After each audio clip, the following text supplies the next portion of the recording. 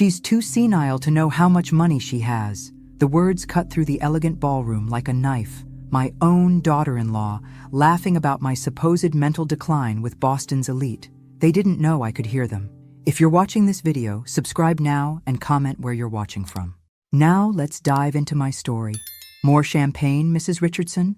The waiter tilted the bottle toward Victoria's already half-empty glass. My daughter-in-law nodded, her diamond earrings catching the light as she leaned closer to the circle of Boston's elite surrounding her. She's too senile to know how much money she has, Victoria's voice carried across the ballroom, followed by practiced laughter. Yesterday she asked if Reagan was still president. I kept my expression vacant, my eyes unfocused on the elaborate flower centerpiece across the room. My fingers discreetly pressed the small recorder in my pocket. My 35th year in the judicial system had taught me the value of evidence. 6 weeks earlier, I'd fallen down the stairs of my Back Bay home. The accident happened the day after I'd mentioned to James my intention to review the educational foundation documents my late husband Robert and I had established. Now, with a surgically repaired hip and under the influence of medication I was secretly disposing of, I found myself a prisoner in my son's Beacon Hill mansion. A crash from the kitchen turned heads. I used the distraction to adjust the recorder and survey the room. Near the windows stood Dr. Foster, the same doctor who'd insisted I needed family supervision rather than home nursing care. By the bar, I spotted Walter, my brother, whose eyes darted away when they met mine. "Time for your medication, Eleanor dear." Victoria's saccharine voice interrupted my thoughts as she wheeled me away from the party. Her fingers dug into my shoulder, a subtle reminder of who controlled my mobility. From the window of what was now my bedroom, I could see the federal courthouse where I'd presided over complex financial fraud cases for 2 decades. The irony wasn't lost on me. I'd spent my career protecting people from sophisticated predators, only to find myself vulnerable to the ones sharing my name. "You should rest now." Victoria's tone suggested it wasn't a suggestion. "Dr. Foster says too much stimulation isn't good for your condition." I nodded meekly, watching her check the security camera in the corner before leaving. The door clicked shut, followed by the faint sound of a key turning. Locked in. Again. When her footsteps faded, I pulled the small voice recorder from my pocket and placed it beneath my pillow, next to the letter I'd discovered yesterday, correspondence between my son and Judge Hammond, suggesting a partnership in real estate ventures, the same ventures I'd begun investigating before my sudden health concerns forced my retirement 3 years ago. My fingers trembled, but not from age or illness. From rage. They'd orchestrated everything. My retirement when I got too close to their scheme, my husband's altered will during my period of grief, and now this, a calculated confinement designed to transfer my assets before declaring me incompetent. I glanced at the calendar by my bed, calculating. Based on James's phone conversation I'd overheard, they planned to have me declared legally incompetent in 47 days. I closed my eyes, not in defeat, but in concentration. For decades, I'd sentenced white-collar criminals who thought themselves untouchable. I'd unraveled complex financial schemes built on lies and manipulation. Now, I needed to apply that same methodical analysis to my own case. The gavel in my mind struck decisively. The trial had begun, and unlike the defendants who'd stood before me, my family had no idea they were already being judged. During my years on the bench, I'd learned that prisons take many forms. Mine was a multi-million-dollar glass and marble cage. I charted my captivity methodically, cataloging every routine and vulnerability in the house that imprisoned me. The security camera's blind spots, the staff's schedules, the hushed conversations when they thought I was napping. "We need to adjust her medication again," Victoria whispered to the nurse she'd personally hired. She was too alert during the dinner party. My room, once Robert's study, was searched daily. Letters opened, calls monitored, medications administered with military precision, though the doses were mysteriously different from my doctor's original prescription. Victoria had reprogrammed my schedule, ensuring I was drowsy when visitors came, and alert during the nighttime hours when I was alone. I discovered why they wanted me here specifically during one of my midnight explorations. Behind the painting of Boston Harbor in my room, Robert's old office, was the wall safe containing the foundation documents. If they sold my Back Bay home, as James kept suggesting, they'd have unfettered access without suspicion. My body might be weakened, but my mind, The mind that had dissected the most intricate financial frauds in New England was sharpening its focus. "Eleanor, are you awake?" My brother Walter entered without knocking, his forced smile not reaching his eyes. "I brought those books you asked for." I studied him carefully, the slight tremor in his hands, the avoidance of direct eye contact, the new watch that likely cost more than his failing business could afford. "Thank you," I murmured, playing the role they expected. "I forget, did you bring the mystery novels or the gardening books?" "The mysteries," he answered, though I'd never specified any genre. Another test failed. After he left, I heard James on the phone in the hallway, his voice hushed but urgent. "The neurologist is confirmed for the 15th. Yes, we need the competency assessment completed before the coastal development closing. Hammond assured me he'll expedite it, but we need proper documentation." I made a mental calculation. 47 days until they would try to legally strip me of autonomy. 47 days to build my case. That night, I jimmied open the window latch with a letter opener I'd secretly kept. Boston's spring air rushed in, my first taste of freedom in weeks. The 3-story drop made escape impossible with my hip, but I had something else in mind. Across the garden, I could see my teenage granddaughter Abigail's window. The light was still on despite the late hour. Unlike the others, she'd shown me genuine concern, subtle resistance to her parents' narrative about my condition. I took the small mirror from my vanity and angled it to catch the moonlight, directing it toward her window in a pattern. 3 short flashes, 3 long, 3 short. SOS. An old code from the summers when I taught her Morse code at our Cape house. A moment passed, then her light blinked back. 3 short, 3 long, 3 short. My first potential ally. The irony wasn't lost on me, the powerful judge now depending on a 16-year-old girl. But in my decades on the bench, I'd learned that justice often comes from unexpected quarters. As I carefully closed the window, I recalled the words I'd said to countless defendants. The truth finds its way to the surface, always. For the first time since my accident, I felt the faintest stirring of hope. "We're concerned about your continued confusion, Eleanor," James explained, standing at the head of the dining table like a prosecutor before a jury. "That's why we've gathered everyone here." I surveyed the faces around me. James in his bespoke suit, Victoria with her practiced sympathetic smile, my brother Walter avoiding my gaze, his wife Diane fidgeting with her napkin, and a stranger introduced as Dr. Monroe. "These episodes are becoming more frequent," James continued, clicking through a PowerPoint presentation titled Mother's Care Plan. The clinical detachment in his voice, as if I weren't sitting right there, made my fingers tighten around my teacup. "Last Tuesday you couldn't recognize your own brother," James said, gesturing to Walter. "You called him Robert. I hadn't made any such mistake." The deliberate lie hung in the air, a test to see if I would challenge it. "And you've been making concerning financial decisions," Victoria added, sliding a folder across the table. "Fortunately, James has been monitoring your accounts." Dr. Monroe nodded gravely. "Memory lapses and financial confusion are often early indicators of cognitive decline, especially after trauma like your fall." I tilted my head slightly, adopting the confused expression they expected. "I don't remember any confusion with my finances." "That's exactly the point, Mother," James said, his voice softening with practiced concern. "You don't remember. I watched documents being passed around, papers I'd never seen bearing signatures I supposedly provided. 3 years as a prosecutor and 20 as a judge had taught me to recognize forgery when I saw it." "I'd like a second opinion," I said mildly. Dr. Monroe smiled condescendingly. "You've already seen 3 specialists, Mrs. Richardson. All agree that complex financial decisions are too stressful for you right now." Another lie. "I'd seen 1 doctor, their doctor, since my fall." "Walter," I said softly, turning to my brother. "You've known me longest. Do you think I'm incapable of managing my affairs?" His eyes flickered to James before answering. "Ellie, you haven't been yourself. Sometimes you seem fine, then you get confused." The betrayal stung more than I expected. I nodded slowly, playing my role, while inside I cataloged each deception for the case I was building. Later that night, unable to sleep, I heard voices from the garden.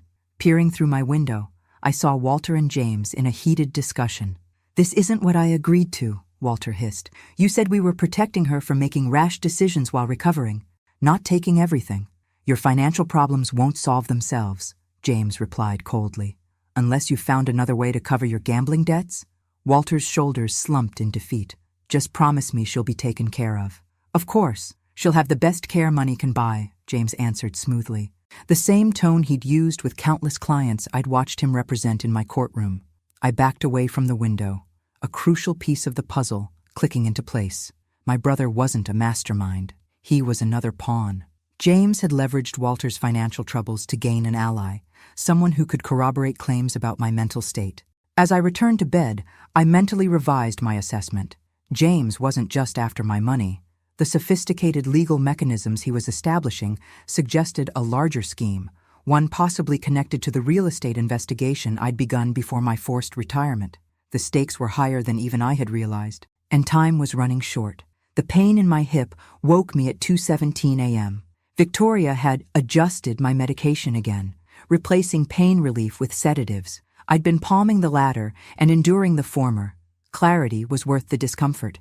I eased myself up with practiced silence, reaching for the crutches I'd hidden beneath my bed rather than the wheelchair they preferred me to use. Weeks of nighttime exploration had taught me the guard's rotation and the camera's blind spots. A dim light spilled from James's study. The door stood ajar, unusual for my meticulous son. I approached with the stealth I'd developed since my imprisonment, balancing carefully on my crutches. "We need that competency ruling immediately," Victoria's urgent voice carried through the gap. "The Bank of New England is questioning the foundation transfers." I leaned closer, glimpsing a video call on James's laptop. A man's voice responded, "Judge Richardson built an impeccable reputation over decades. We need more evidence of incapacity." "Hammond promised to expedite the administrative process," James snapped. "But even he can't ignore procedures completely." I recognized the name immediately. Judge Hammond, the same colleague who had questioned my stability when I began investigating irregular approvals for luxury developments 3 years ago. "My name is on documents she shouldn't have signed," James continued. "If she regains control and reviews those papers," the implications struck me like physical blows. James hadn't just manipulated my retirement or current situation. He'd been forging my signature on legal documents, possibly for years. As I shifted weight, my crutch brushed against a decorative vase. The soft scrape froze the conversation instantly. "What was that?" Victoria hissed. I retreated as quickly as my damaged hip allowed, but not fast enough. James found me in the hallway, feigning disorientation. "Mother, what are you doing out of bed?" "Bathroom," I mumbled, playing the confused elder they believed me to be. Victoria appeared behind him, her expression shifting from alarm to calculation. "I'll adjust her evening medication. Clearly, it's wearing off too quickly." After they escorted me back to my room, I waited, counting minutes until I was certain they'd returned to their meeting. Then I retrieved the small notebook I'd hidden in the hollowed-out book spine, another trick from my days prosecuting financial crimes. In it, I'd been documenting every overheard conversation, every suspicious visitor, every discrepancy in my care. James's laptop password had been surprisingly easy to deduce during my previous nocturnal explorations. Victoria 0714, his wife's name and birthday.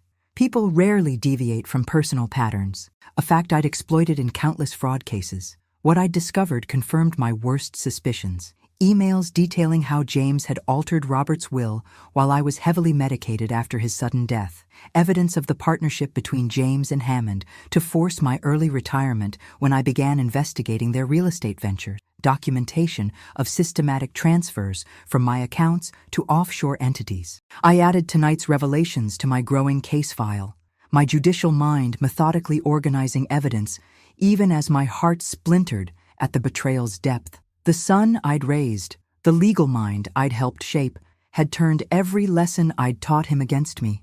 My hand trembled slightly as I wrote, not from age or illness, but from a cold, clarifying anger. For the first time since my accident, I fully understood the scope of what I was fighting, and what I stood to lose if I failed. "Did you enjoy your tea, Eleanor?" Victoria asked, collecting my empty cup with that patronizing smile I'd grown to despise. "Chamomile is my favorite," I lied. I'd always hated chamomile, a fact my late husband would have known instantly. Victoria's ignorance of such details revealed the superficiality of her care. As she left, I mentally reviewed my situation. 42 days remaining until the competency hearing they thought I didn't know about. My mobility limited by a healing hip fracture, my communications monitored, my medications controlled. Against me stood my son, a brilliant attorney with powerful connections, a daughter-in-law with social influence among Boston's elite, a corrupt federal judge, and a brother financially compromised into compliance. Direct confrontation would be disastrous. They'd already laid groundwork depicting me as confused and unstable. It would be my word against a concerned family and multiple expert witnesses. The solution came from an unexpected case I'd presided over years ago, a corporate whistleblower who survived by reflecting the expected image while gathering evidence. If they wanted a confused old woman, that's exactly what I would give them. On the surface, I began immediately, deliberately misplacing items, appearing absorbed in mindless television while eavesdropping on every conversation and occasionally calling Victoria by my late mother's name. "I'm worried about her," James said to Victoria that evening, not realizing I could hear them from the adjacent room. "She seems to be deteriorating faster than Dr. Foster predicted." "That's actually good news," Victoria replied. "The hearing will go much smoother if her condition is obvious to everyone." I secretly adjusted my medication regimen, hiding pills in a small gap behind the bed frame's decorative molding beyond the camera's view. Decades presiding over financial fraud cases had taught me that even sophisticated schemes have vulnerabilities, often in communication between conspirators. My first opportunity came when I discovered Abigail's resentment toward her controlling parents. During our crossword puzzle lessons, the only interaction Victoria approved, I tested boundaries. "Do your parents check your messages?" I asked casually. The flash of recognition in her eyes told me everything. My granddaughter was as trapped as I was, just in a different cage. "They have parental controls on my phone," she whispered, "but not on my school tablet." That night, after confirming Abigail's willingness to help, "They're treating you like you're already gone, Grandma." I drafted a carefully coded email to my former judicial assistant, Margaret Holloway. "Urgent review of Case 67R required. Documentation compromised. Secure channel needed." For 15 years, Margaret had been my right hand in the courtroom. She would recognize our code for internal judicial corruption investigations, and documentation compromised would signal coercion. As Abigail smuggled the tablet back to her room, I turned my attention to Jeff Collins, the driver hired for my medical appointments. I'd observed him carefully, the respectful way he maintained eye contact, unlike the others who looked through me.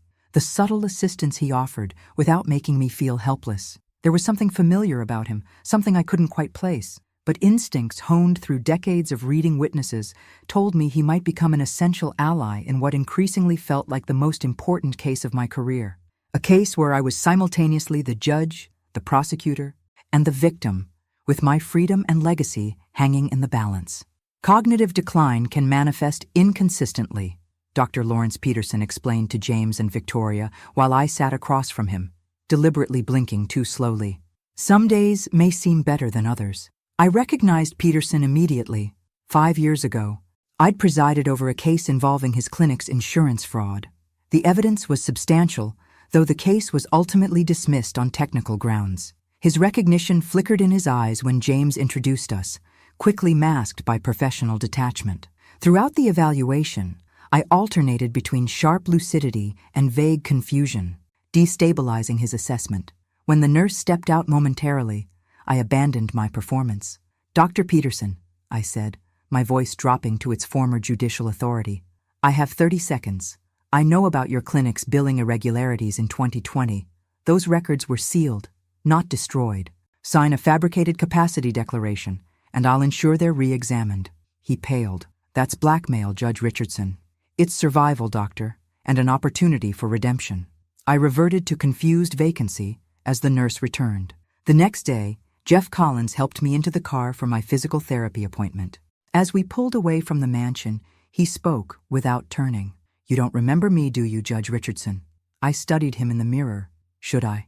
10 years ago, Commonwealth versus Collins, bank fraud case. Recognition dawned. Jeffrey Collins, a junior financial officer pressured by superiors to falsify records. I'd recognized his coercion and ordered rehabilitation instead of prison.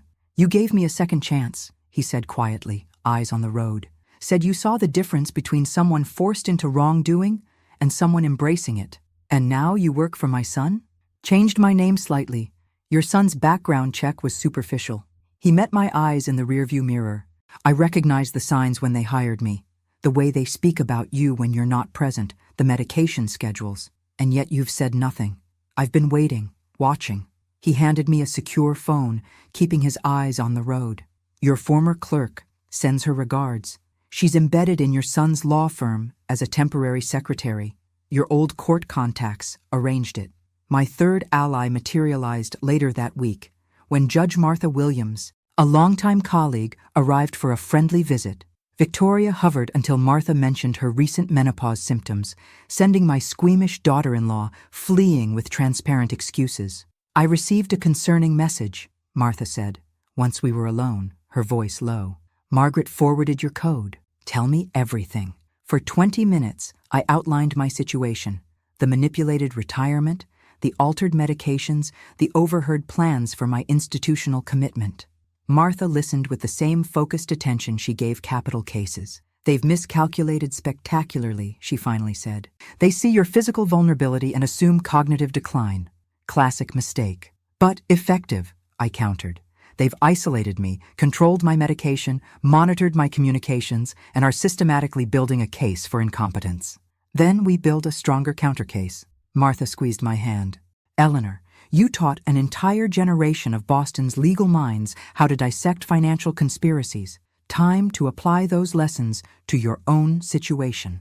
That evening, during another charity gala at the mansion, I suffered my most public humiliation yet. Victoria, emboldened by champagne, introduced me to Boston's social circle as our dear Eleanor, who sadly can no longer distinguish past from present, suggesting I confused people with soap opera characters. I responded by accidentally spilling champagne on my dress, reinforcing their perception of my decline while the recording device hidden in my brooch, provided by Martha, captured every condescending word.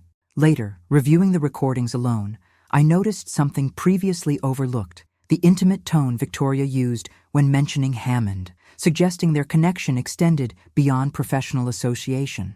Another piece of the puzzle clicked into place. Something's happening with the coastal development approvals, James snapped into his phone, pacing his study while I pretended to doze in a nearby chair. Someone's asking questions about our licensing process. My strategy had entered its active phase. Through channels established by Margaret, carefully selected information, never enough to trigger formal investigation, just sufficient to raise questions, had reached financial reporters. Simultaneously, Martha had arranged for a prominent investor in coastal development to request an urgent meeting with James about regulatory compliance concerns. Hammond is feeling pressure from the Judicial Ethics Committee, Victoria told James later that night, their hushed argument carrying through the heating vent to my room. We need to finalize the competency ruling before she has any moment of clarity. James hired renowned neuropsychiatrist Dr. Kenneth Goldstein for a definitive evaluation, unaware that Goldstein and I had served together on a medical legal ethics committee years earlier. The doctor, known for his uncompromising integrity, had been specifically suggested by Martha for precisely that quality. Meanwhile, during a legitimate hip assessment, I finally secured truly private time with Margaret. We're ready to proceed, she whispered, while the doctor examined my x-rays in another room. But we need physical proof of the original will documents and bank transfers. Without them, it's your word against his, and he's built a very convincing narrative about your mental health. The challenge seemed insurmountable. How could I, with limited mobility and under constant surveillance, access the safe in my room and smuggle documents out? My granddaughter, I said quietly. She's our key. That evening, while Victoria supervised my bath time with excessive attention to my medication, I noticed her tension. The manufactured evidence of my decline was working too well. They were accelerating their timeline, concerned about leaving loose ends. You must find it exhausting, I said vaguely. Caring for someone so confused. Victoria's smile tightened. Family takes care of family, Eleanor. Yes, I agreed, meeting her eyes directly, momentarily dropping my facade. That's exactly what family should do. Something in my expression made her step back slightly. For a brief moment, doubt flickered across her face. Had she underestimated me? The moment passed as she recovered her composure, attributing my momentary clarity to random fluctuation. But I'd seen it, the first crack in their confidence. Later that night, after another crossword lesson with Abigail, I implemented the next phase. I revealed more truth to my granddaughter. Your parents are attempting to take control of my assets and the educational foundation your grandfather and I planned. I've discovered your father falsified documents during my period of grief. They're using my temporary physical condition to declare me mentally incompetent. Abigail's response showed maturity beyond her 16 years. I've always felt something was wrong in this house. How can I help? I explained my need to access the safe hidden behind the painting in my room, once Robert's office, and digitize crucial documents. Together, we formulated a plan.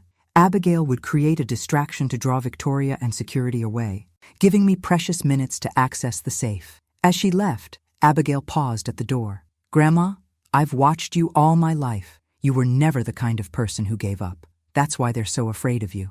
Her words strengthened my resolve. The judge, who had spent decades ensuring justice for others, would not fail to secure it for herself. The Boston weather forecast predicted a severe storm system, high winds and torrential rain. I'd been monitoring it closely, knowing weather extremes often cause power disruptions and security system interference.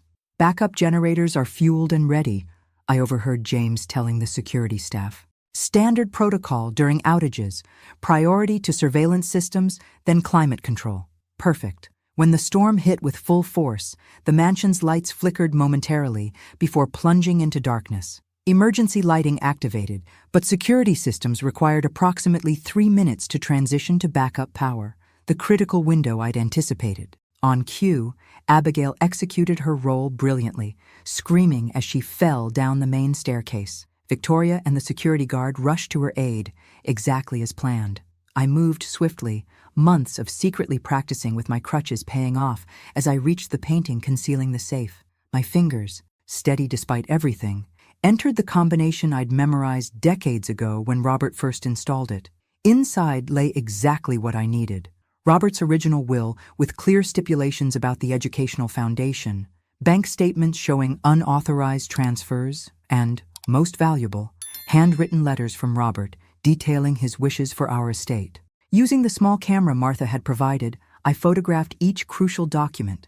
By the time systems restored and security returned to normal patrol patterns, everything was back in place.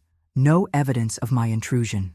The storm continued through the night. In the morning, while Boston still dealt with flooding and power outages, Dr. Goldstein arrived for my scheduled evaluation. Federal agents, using the same weather conditions as cover for a discrete operation, positioned themselves strategically nearby. Despite Victoria's protests, Goldstein insisted on conducting the assessment privately. "After extensive cognitive testing," he announced firmly, "Judge Richardson demonstrates not only full cognitive capacity, but one of the sharpest minds I've encountered professionally. Any suggestion of mental incapacity is, in my professional opinion, completely unfounded." As Victoria attempted to dispute his assessment, federal agents presented themselves with search warrants for both the residence and James's office. The timing was no coincidence. It was the culmination of weeks of meticulous planning, coordinated by Martha Williams and federal prosecutor Donovan, based on evidence I had gradually provided. "What is the meaning of this?" James demanded, arriving home to find agents cataloging his files. "James Richardson," Prosecutor Donovan stated formally, "we're investigating allegations of elder abuse, fraud, forgery, and judicial corruption." James's face drained of color as he looked at me, still in my wheelchair, but sitting straighter now. The confusion vanished from my eyes. "Mother," he managed, "this is all a misunderstanding." "Your Honor," I corrected quietly, my judicial tone returning for the first time in months. "You will address me as Your Honor." The storm outside seemed to pause momentarily, as if nature itself was acknowledging that justice, delayed but determined, had finally arrived. 47 days, I said, breaking the shocked silence that had fallen over the living room. "That's how long you thought you had until the competency hearing. Instead, you have about 47 minutes to decide how to proceed." James stood frozen between two federal agents. Victoria sat rigidly on the sofa, her perfect posture finally failing her. Walter and Diane had been summoned and looked shell-shocked at the scene unfolding before them. Federal Prosecutor Donovan, a former clerk of mine, outlined the charges being prepared: fraud, forgery, elder abuse, conspiracy, and evidence of judicial corruption extending to Judge Hammond. "This isn't happening," Victoria whispered, her socialite composure crumbling. "You're confused. You've been confused for months. Everyone's seen it." "What everyone saw," I replied calmly, "was an Academy Award-worthy performance from a former prosecutor who spent decades observing witnesses. I gave you exactly what you expected to see." Federal agents brought in cardboard boxes seized from James's office safe, documents I'd never seen before, but immediately recognized as forgeries of my signature, backdated authorizations, and recorded conversations with Hammond discussing how to expedite my competency hearing. "The beautiful thing about conspiracy," I continued, addressing James directly, "is that it requires communication between conspirators. You left digital breadcrumbs everywhere: emails, phone records, text messages. Did you really think I wouldn't recognize the same patterns I spent decades prosecuting?" Walter stood abruptly. "I had no idea about any of this, Ellie. James told me you were having episodes showing signs of dementia. He said we were protecting you, while he simultaneously emptied your accounts to cover your gambling debts," I finished for him. "Yes, I heard that conversation too." Victoria's eyes darted between the agents, calculating her options. "I was just following James's instructions. He handles all the financial matters. I was only concerned with Eleanor's care." "Is that why you adjusted my medication without medical authorization?" I asked. "Or why you instructed the staff to isolate me from friends? Or perhaps why you told the Boston Museum Board I was experiencing tragic mental deterioration when they called about my annual donation?" She had no answer for that. James, ever the attorney, had remained silent, assessing his options. He finally spoke, his voice controlled. "These are serious allegations that we'll address through proper legal channels. My mother clearly misconstrued our efforts to protect her after a traumatic injury." Prosecutor Donovan stepped forward. "Mr. Richardson, we have recordings of you discussing ways to declare your mother incompetent, specifically to gain control of her assets before," and I quote, "she reviews those foundation documents. And now," I added quietly, "those foundation documents have been reviewed, not just by me, but by federal investigators." The room fell silent again, broken only when Abigail entered. She walked directly to my side, a physical declaration of allegiance that spoke volumes. Victoria gasped. "Abigail, come here immediately." "No," my granddaughter replied simply. "I'm staying with Grandma." "This family intervention is now over," I announced. "The real intervention has just begun." As federal agents began formal processing procedures, I wheeled myself to the window. Below, news vans were already assembling. Boston's legal community would be rocked by the scandal involving a prominent attorney and a federal judge. But my attention was drawn to a car pulling up. Margaret had arrived with Dr. Lawrence Peterson, who had ultimately chosen integrity over self-preservation. Everyone had a choice to make now, including my son. I closed my eyes briefly, feeling the weight of both triumph and tragedy. The judge had delivered her verdict, but the mother in me still grieved for what had been lost. Rain lashed against the courthouse windows, echoing the storm that had provided cover for my evidence-gathering days earlier. Now, that same evidence was being presented in a preliminary hearing before Judge Carolyn Matsumoto, a jurist known for her uncompromising stance on elder abuse cases. James sat with his defense team, separated from Victoria, who had retained her own counsel. Their strategy of mutual blame had begun almost immediately upon arrest. My son hadn't looked at me once since entering the courtroom. "The evidence suggests a premeditated conspiracy spanning at least 3 years," Prosecutor Donovan stated, beginning with the forced retirement of Judge Richardson when she initiated an investigation into irregular real estate licensing approvals. I sat with perfect posture in the first row, no longer in a wheelchair. Though I still used a cane, my physical therapy had accelerated dramatically once I'd stopped being administered the sedatives Victoria had substituted for my prescribed pain medication.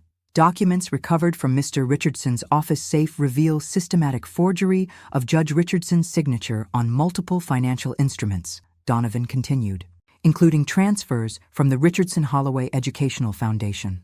My thoughts drifted momentarily to Robert. What would he think of our son now?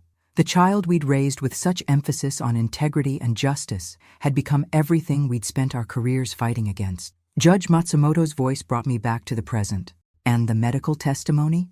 Dr. Goldstein approached the stand, his testimony methodically dismantling the narrative James and Victoria had constructed about my cognitive decline. He was followed by Dr. Foster, now cooperating with prosecutors to reduce his own liability for medical ethics violations. During a brief recess, Martha joined me on a bench outside the courtroom. "Hammond resigned this morning," she said quietly. "Indictment is expected by week's end. 2 other judges are under investigation for similar real estate approval irregularities." I nodded, processing the widening impact. "The foundation documents? Secured and validated. We've filed emergency injunctions freezing all transferred assets." She hesitated. "Eleanor, you should know. The preliminary forensic accounting suggests James has been diverting funds for nearly 5 years. This began before Robert's death. The revelation landed like a physical blow. Not just opportunistic betrayal following my injury, but long-term, calculated deception extending back years. I'd been investigating my own son without knowing it. Judge Richardson? I looked up to see Walter approaching tentatively, Diane beside him. My brother's face showed the ravages of guilt and shame. "May we speak privately?" Martha squeezed my hand supportively before leaving us alone. "I've given my full statement to the prosecutors," Walter said, voice breaking. "Everything James told me, everything I helped with. I was drowning in debt, Ellie. He offered a lifeline if I supported his version of your condition. I studied my older brother, always financially reckless, always looking for shortcuts. Did you know what he was planning? The full extent?" "No," Walter insisted, tears forming. "He said you needed supervision after your fall, that your judgment was impaired. I believed him because I needed to believe him. And the foundation money? My grandchildren's educational futures?" Walter looked away, unable to meet my gaze. Answer enough. When the hearing reconvened, I watched James closely. The confident attorney was visibly diminished, his expensive suit suddenly seeming too large. When Judge Matsumoto denied bail due to flight risk and evidence tampering concerns, something broke in his expression. Perhaps the first realization that his powerful connections couldn't shield him from consequences. As they led him out, our eyes finally met. In that moment, I wasn't Judge Eleanor Richardson, renowned for her rigid application of justice. I was simply a mother, seeing the complete moral collapse of her child. I maintained my composure until reaching the private room Martha had arranged. Only then, shielded from public view, did I allow myself one moment of profound grief for everything lost, not just assets and trust, but family itself. Then I straightened my spine, dried my eyes, and prepared to face the cameras waiting outside. The case was far from over, and justice, as I'd told countless courtrooms, must not only be done, but be seen to be done. All rise. Court is now in session, the Honorable Judge Carolyn Matsumoto presiding. 6 months had passed since the preliminary hearing. Now, following dozens of motions, counter-motions, and plea negotiations, the case against my son had reached its conclusion. James had accepted a plea agreement that implicated Hammond and several officials in a wider corruption scheme. I sat in the front row, dressed in the same austere black suit I'd worn during my final day on the bench. Beside me, Abigail squeezed my hand supportively. My granddaughter had moved in with me permanently, thriving away from her parents' manipulative household. "Before I accept this plea arrangement," Judge Matsumoto addressed the court, "I wish to hear from the victim. Judge Richardson, would you like to make a statement?" I approached the podium, feeling the weight of everyone's attention. For decades, I'd been the one behind the bench. Now I stood before it, a position I'd never anticipated. "Your Honor," I began, my voice steady, "justice serves 2 essential functions in society: to hold accountable those who violate our laws and to provide a path for rehabilitation when possible." I could feel James watching me from the defendant's table, his expression unreadable. James Richardson violated not only statutory laws, but fundamental human trust. As a prosecutor, I pursued justice against financial predators. As a judge, I sentenced those who exploited others' vulnerabilities. But as a mother, my voice faltered briefly before regaining strength. As a mother, I failed to see the moral corruption developing in my own home. The courtroom remained perfectly silent. The plea agreement before this court acknowledges his crimes while creating a framework for potential rehabilitation. I support it not from maternal sentimentality, but from judicial principle. Our system must punish wrongdoing while remaining open to redemption, however difficult or distant that redemption might be. Judge Matsumoto nodded thoughtfully. And regarding Victoria Richardson? My daughter-in-law's separate case should proceed according to evidence and law. Her calculated manipulation of my medication alone demonstrates premeditated intent to harm. I ask for no special consideration either for or against her based on family connection. After I returned to my seat, Judge Matsumoto formally accepted the plea agreement. James would serve 7 years, with eligibility for parole after 5, contingent upon continued cooperation with ongoing corruption investigations. As proceedings concluded, James was permitted a moment to speak with me before being taken into custody. "Why did you support the plea deal?" he asked, genuine confusion in his voice. "After everything I did." "Because justice isn't vengeance," I replied evenly. "I spent my career ensuring proportionate consequences, not merely punitive ones." "That's it? A legal principle?" I studied my son's face, searching for any remnant of the child I'd raised. "No, James. I supported it because despite everything, I remember who you were before ambition corrupted you. Whether that person still exists somewhere is a question only time will answer." His eyes dropped. "I didn't start out planning all this. It began with one compromise, then another seemed easier, then—" "I know," I interrupted gently. "I've heard that progression from countless defendants. The question now is whether you'll use these years to rebuild integrity or simply to plan your next scheme." As guards prepared to escort him out, James hesitated. "The foundation documents. Did Dad really intend for it to be structured that way? With so many restrictions and oversight provisions?" "Yes, because he understood what you refused to learn. That power without accountability inevitably leads to corruption, even within families, especially within families." The guards led him away, leaving me alone with Martha and Abigail in the emptying courtroom. "Are you all right?" Martha asked softly. I considered the question carefully. "No," I finally answered, "but I will be." Outside, reporters waited for statements. Inside, I gathered my strength for one final judicial act, facing the public not as a victim seeking sympathy, but as the embodiment of justice itself, wounded but unbowed, personally devastated, but professionally vindicated. "Ready, Grandma?" Abigail asked, offering her arm for support. I nodded, straightening to my full height and setting aside my cane. "Justice stands on her own," I murmured, more to myself than to her, "even when it hurts."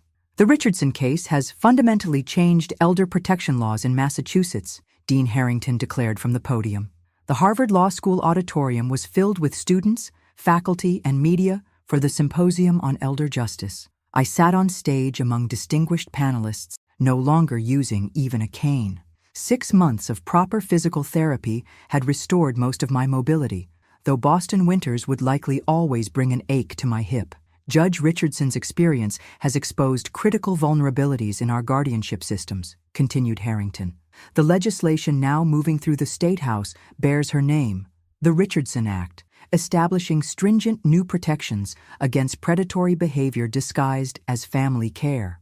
After the symposium, I returned to my restored Back Bay home. The Richardson Holloway Educational Foundation was fully operational, already supporting 15 scholarship students from underprivileged communities.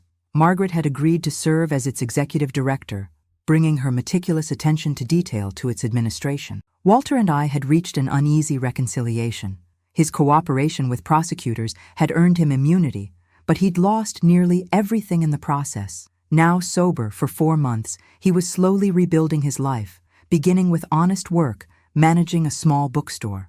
Victoria had received a 3-year sentence for elder abuse and medication tampering, among other charges. Her social circle had evaporated the moment her crimes became public. The former socialite, who had once mocked my confusion at elegant parties, now wore prison-issued clothing while participating in mandatory community service with elderly residents. Judge Hammond and 3 other officials had been indicted in a corruption investigation that continued to widen.